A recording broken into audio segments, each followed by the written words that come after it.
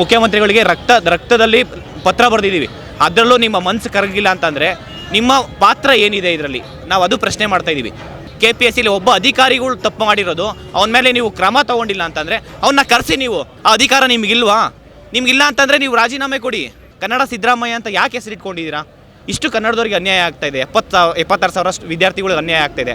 ನೀವು ಯಾಕೆ ಕ್ರಮ ತೊಗೊತಾ ಇಲ್ಲ? ಆಪೋಸಿಷನ್ ಲೀಡರ್ ಇರ್ಬೋದು, ಅಶೋಕ್ ಸರ್ ಇರ್ಬೋದು, ಮತ್ತು ವಿಜೇಂದ್ರ ಸರು, ಯತ್ನಾಳ್ ಸರು ಎಲ್ಲರೂ ಮಾತಾಡಿದ್ದಾರೆ. ಇನ್ಕ್ಲೂಡಿಂಗು ಕಾಂಗ್ರೆಸ್ಸಲ್ಲಿರೋ ಮಿನಿಸ್ಟರ್ಸು ಪ್ರಿಯಾಂಕ್ ಖರ್ಗೆ ಸರ್ ಮಾತಾಡಿದ್ದಾರೆ. ಮತ್ತು HK ಪಾಟೀಲ್ ಅವರು ನ್ಯಾಯ ಕೊಡಿಸ್ಬೇಕಂತ ಹೇಳಿದ್ದಾರೆ. DCM DK ಶಿವಕುಮಾರ್ ಸರು ನಮಗೆ ನ್ಯಾಯ ಕೊಡಿಸ್ತೀನಿ ಕನ್ನಡದವ್ರಿಗೆ ಅಂತ ಹೇಳಿದ್ದಾರೆ.